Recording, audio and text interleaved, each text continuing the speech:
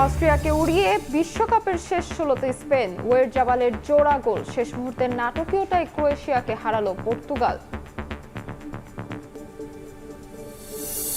মিয়ানমারের ভেতরে সংঘাতে কেঁপে উঠছে কক্সবাজার সীমান্ত। আতঙ্কে স্থানীয়রা নতুন করে রোহিঙ্গা ঢলের শঙ্কা দেখছেন না বিশ্লেষকরা। সতর্ক বিজিবি, কোস্টগার্ড। তরুণদের মধ্যে আশঙ্কাজনক হারে বাড়ছে কলোরেক্টোরাল ক্যান্সার। বছরে ৩% হারে বাড়ছে রোগী। স্বাস্থ্যসম্মত জীবনযাপন ও খাবার গ্রহণে গুরুত্ব দিচ্ছেন বিশেষজ্ঞরা। এবং ভেনেজুয়েলায় ভূমিকম্পের সপ্তাহ পেরিয়েও ধ্বংসস্তূপের নিচে প্রাণের খোঁজ। প্রাণহানির সরকারি তালিকা নিয়ে প্রশ্ন, প্রকৃত চিত্র আসতে সময় লাগতে পারে আরও। হরমুজ প্রণালী ঘিরে আবারও মুখোমুখি অবস্থানে ইরান ও যুক্তরাষ্ট্র। হরমুজে যে কোনো মার্কিন হস্তক্ষেপের বিরুদ্ধে কড়া হুঁশিয়ারি দিয়েছে তেহরান। একই সময় সর্বোচ্চ ধর্মীয় নেতা আয়াতুল্লাহ আলী খামেনির রাষ্ট্রীয় জানাজাকে ঘিরে দেশ জুড়ে নিরাপত্তা জোরদার করা হয়েছে। অন্যদিকে আন্তর্জাতিক নৌপথ বন্ধের যে কোনো উদ্যোগকে অগ্রহণযোগ্য বলে সতর্ক করেছে যুক্তরাষ্ট্র। ইরানের সর্বোচ্চ নেতা আয়াতুল্লাহ আলী খামেনির রাষ্ট্রীয় জানাজাকে কেন্দ্র করে দেশ জুড়ে কঠোর নিরাপত্তা ব্যবস্থা জোরদার করা হয়েছে। ৪ জুলাই তেহরানে শুরু হবে জানাজার আনুষ্ঠানিকতা, যা ৯ জুলাই মাশহাদে দাফনের মাধ্যমে শেষ হবে। এ উপলক্ষে তেহরান, কুম ও মাশহাদ সহ কয়েকটি শহরে আকাশপথে অস্থায়ী বিধিনিষেধ জারি করা হয়েছে। নিরাপত্তা বাহিনীকে রাখা হয়েছে সর্বোচ্চ সতর্ক অবস্থানে। জানাজা ঘিরে বৃহস্পতিবার সন্ধ্যায় তেহরানের রাস্তায় নামেন হাজারো মানুষ। রাজধানীর বিভিন্ন এলাকায় শোক ও শ্রদ্ধা জানাতে জড়ো হন সাধারণ নাগরিকরা। দেশটির রাষ্ট্রীয় গণমাধ্যম জানিয়েছে ৭ জুলাই কুম শহরে বিশেষ শোক অনুষ্ঠান হবে। এছাড়া ইরাক সহ আরও কয়েকটি দেশেও স্মরণ ও শোক অনুষ্ঠানের আয়োজন করা হয়েছে। রাষ্ট্রীয় জানাজার প্রস্তুতির মধ্যেই যুক্তরাষ্ট্র ও ইসরায়েলকে কড়া হুঁশিয়ারি দিয়েছে তেহরান। ইরানের খাতাম আল আম্বিয়া কেন্দ্রীয় সদর দফতরের কমান্ডার আলী আবদুল্লাহি বলেছেন, দেশের বিরুদ্ধে যে কোনো হামলা বা উস্কানির জবাব কঠোর ও তাৎক্ষণিকভাবেই দেয়া হবে। একই ধরনের সতর্কবার্তা দিয়েছেন পররাষ্ট্রমন্ত্রী আব্বাস আরাকচিও। এদিকে হরমুজ প্রণালী নিয়েও বাড়ছে উত্তেজনা। ইরান জানিয়েছে এই কৌশলগত নৌপথে যুক্তরাষ্ট্রের কোনো হস্তক্ষেপ সহ্য করা হবে না। জবাবে জাতিসংঘ নিরাপত্তা পরিষদের জরুরি বৈঠকে মার্কিন প্রতিনিধি মাইক ওয়ালস বলেন, আন্তর্জাতিক নৌপথ বন্ধের কোনো উদ্যোগ গ্রহণযোগ্য নয়। এর মধ্যে জাতিসংঘ মহাসচিব আন্তোনিও গুতেরেসের সঙ্গে ফোনে আঞ্চলিক পরিস্থিতি নিয়ে আলোচনা করেছেন ইরানের পররাষ্ট্রমন্ত্রী আব্বাস আরাকচি।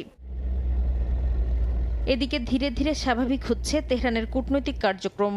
অস্ট্রিয়া ১ জুলাই থেকে তেহরানে তাদের দূতাবাসের নিয়মিত কার্যক্রম পুনরায় চালু করেছে। তবে কনসুলার সেবা কবে থেকে শুরু হবে তা পরে জানানো হবে বলে জানিয়েছে ভিয়েনা। পর্যবেক্ষকদের মতে সামরিক উত্তেজনা অব্যাহত থাকলেও সমান্তরালভাবে কূটনৈতিক যোগাযোগ চালিয়ে যাওয়ার চেষ্টা করছে সংশ্লিষ্ট পক্ষগুলো। ৩৬ বছরের শাসনের অবসান হলেও ইরানের সর্বোচ্চ ধর্মীয় নেতা আয়াতুল্লাহ আলী খামেনিকে ঘিরে ক্ষমতার রাজনীতি থেমে নেই। ৪ মাস পর তার জানাজা ও দাফনের আনুষ্ঠানিকতা জাতীয় ঐক্য ও শক্তির প্রতীক হিসেবে দেখাতে চাচ্ছে তেহরান। তবে উত্তরাধিকার, ক্ষমতার ভারসাম্য এবং ইসলামী প্রজাতন্ত্রের ভবিষ্যৎ নিয়ে প্রশ্ন আরও জোরালো হয়েছে। কূটনৈতিক আলোচনা, অভ্যন্তরীণ সংকট এবং আঞ্চলিক ভূ রাজনীতির নতুন বাস্তবতায় শুরু হচ্ছে খামেনি পরবর্তী ইরানের নতুন অধ্যায়।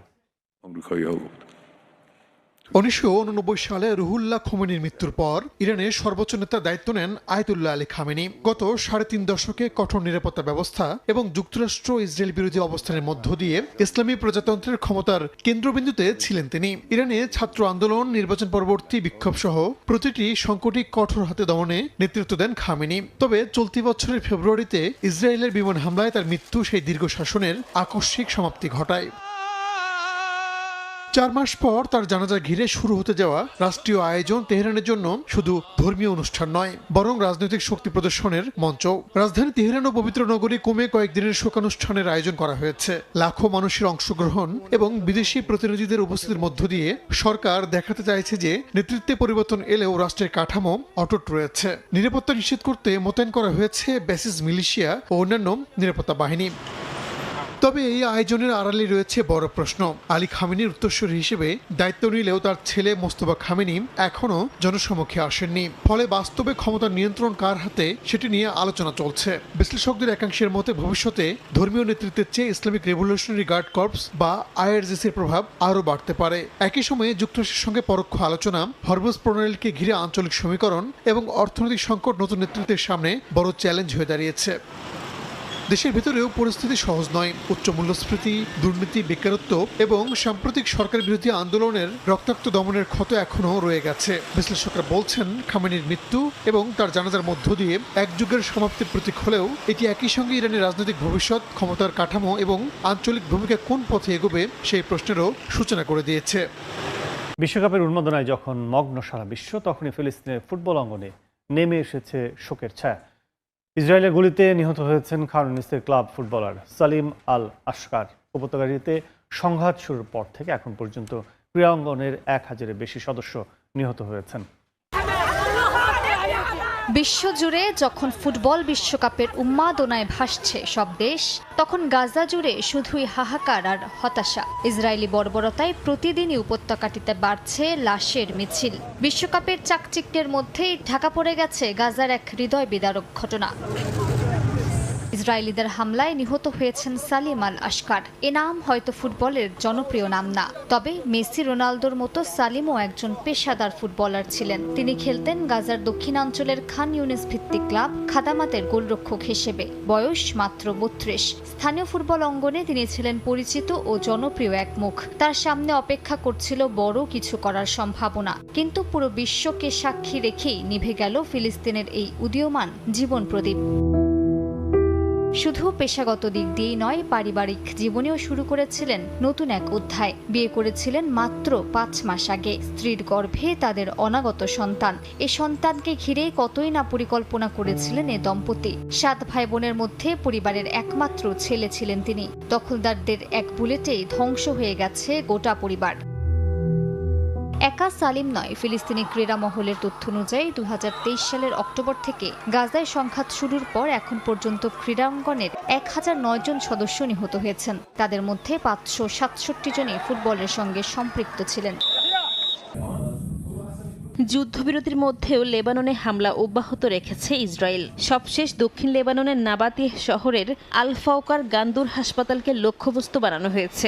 বৃহস্পতিবার চালানো ওই বিমান হামলায় হাসপাতাল ভবনের ব্যাপক ক্ষয়ক্ষতি হয়েছে বলে খবর পাওয়া গেছে। এ সময় ইসরায়েলের উত্তরাঞ্চলের আভাসদিম ও ইরওয়ান এলাকায়ও বিমান হামলার সতর্কতামূলক সাইরেন বেজে ওঠে। লেবাননের স্বাস্থ্য মন্ত্রণালয়ের তথ্য অনুযায়ী গেল মার্চ থেকে ইসরায়েলি হামলায় এখন পর্যন্ত অন্তত 4000-এর বেশি মানুষ নিহত হয়েছেন, আহত 12,000-এর বেশি। ইরান যুক্তরাষ্ট্র চুক্তিতে লেবাননে হামলা বন্ধের বিষয় অন্তর্ভুক্ত থাকলেও প্রতিদিন প্রাণহানির সংখ্যা নতুন করে উদ্বেগ বাড়াচ্ছে।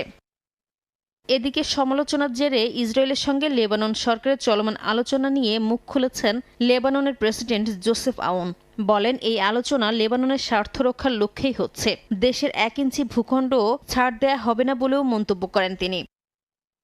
এমন পরিস্থিতিতে ব্রিটিশ ও পাকিস্তানি প্রতিনিধি দলের সঙ্গে বৈঠক করেছেন লেবাননের সেনাপ্রধান জেনারেল রুডলফ হাইকাল। এতে নিরাপত্তা পরিস্থিতি, কাঠামোগত চুক্তি বাস্তবায়নের অগ্রগতি এবং লেবাননের সেনাবাহিনীকে আরও সহায়তার বিষয় নিয়ে আলোচনা করা হয়। একই সময়ে বৈরুতে পারস্পরিক সার্বভৌমত্ব, ভৌগোলিক অখণ্ডতা এবং একে অপরের অভ্যন্তরীণ বিষয়ে হস্তক্ষেপ না করার অঙ্গীকার করে একটি চুক্তি স্বাক্ষর করেছে লেবানন ও সিরিয়া। কাতারের উপহার দেয়া $40 কোটি বিলাসবহুল নতুন এয়ারফোর্স ওয়ানে প্রথমবার উড়লেন মার্কিন প্রেসিডেন্ট ডোনাল্ড ট্রাম্প। নতুন বিমান নিয়ে উচ্ছ্বাস প্রকাশ করে বলেন, এমন উড়োজাহাজ যুক্তরাষ্ট্র তৈরি করতে পারত না। তবে বিলাসিতা, নিরাপত্তার সক্ষমতা আর বিদেশি উপহার গ্রহণের নৈতিকতা নিয়ে প্রশ্নে আবারও আলোচনা কেন্দ্রে ট্রাম্পের নতুন এই বিমান। বোয়িং 747-8 ভিত্তিক ব্রিজ এয়ারফোর্স ওয়ানে প্রথম সরকারি সফরে স্থানীয় সময় বুধবার নর্থ ড্যাকোটা যান মার্কিন প্রেসিডেন্ট ডোনাল্ড ট্রাম্প। যুক্তরাষ্ট্রের স্বাধীনতার 250 বছর পূর্তি উপলক্ষে নির্মিত থিওডর রুজভেল্ট প্রেসিডেন্সিয়াল লাইব্রেরি পরিদর্শন ছিল সফরের মূল উদ্দেশ্য। যাত্রার আগে সাংবাদিকদের ট্রাম্প বলেন, কাতারের উপহার দেয়া নতুন উড়োজাহাজে প্রথমবার ভ্রমণ করতে পেরে তিনি অত্যন্ত গর্বিত ও উচ্ছ্বাসিত। এ সময় কাতারের প্রশংসা করে বলেন, সত্যি বলতে যুক্তরাষ্ট্র এমন একটি উড়োজাহাজ তৈরি করতে পারত না, কারণ এত ব্যয় করতে যুক্তরাষ্ট্র রাজি হতো না। প্রায় $40 কোটি মূল্যের এই উড়োজাহাজটি মূলত কাতারের রাজ পরিবারের জন্য তৈরি হয়েছিল। পরে এটিকে প্রেসিডেন্টের ব্যবহারের উপযোগী করে ব্যাপক সংস্কার করা হয়। আগের সাদা হালকা নীল রঙের পরিবর্তে নতুন বিমানটিতে ব্যবহার করা হয়েছে ট্রাম্পের পছন্দের গাঢ় নীল, লাল ও সোনালী রঙের নকশা।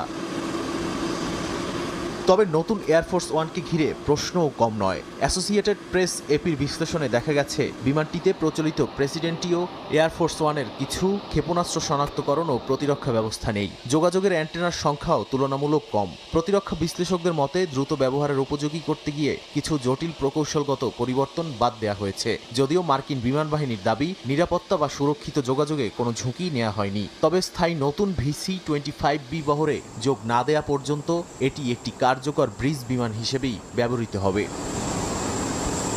এই উপহার গ্রহণের সিদ্ধান্ত শুরু থেকেই যুক্তরাষ্ট্রে তীব্র রাজনৈতিক ও নৈতিক বিতর্কের জন্ম দিয়েছে। সমালোচকদের প্রশ্ন, বিদেশি সরকারের কাছ থেকে এত মূল্যবান উপহার গ্রহণ প্রেসিডেন্টের নিরপেক্ষতা ও জাতীয় নিরাপত্তার জন্য কতটা উপযুক্ত। তবে ট্রাম্প সেই সমালোচনা প্রত্যাখ্যান করে বলেছেন, যুক্তরাষ্ট্রকে ভালো ব্যবহার করা একটি দেশের এমন উপহার ফিরিয়ে দেয়া বোকামি হতো। তার দাবি, 36 বছর ধরে ব্যবহৃত পুরনো এয়ারফোর্স ওয়ানের উপর চাপ কমাতেই এই বিমান আনা হয়েছে। কারণ 2018 সালে অর্ডার দেয়া নতুন বোয়িং VC-25B উড়োজাহাজ এখনও প্রস্তুত হয়নি এবং অন্তত 2028 সালের আগে তা সরবরাহ হওয়ার সম্ভাবনা নেই। ততদিন পর্যন্ত প্রেসিডেন্টের আকাশপথে যাতায়াতের গুরুত্বপূর্ণ দায়িত্ব পালন করবে কাতারের উপহার দেয়া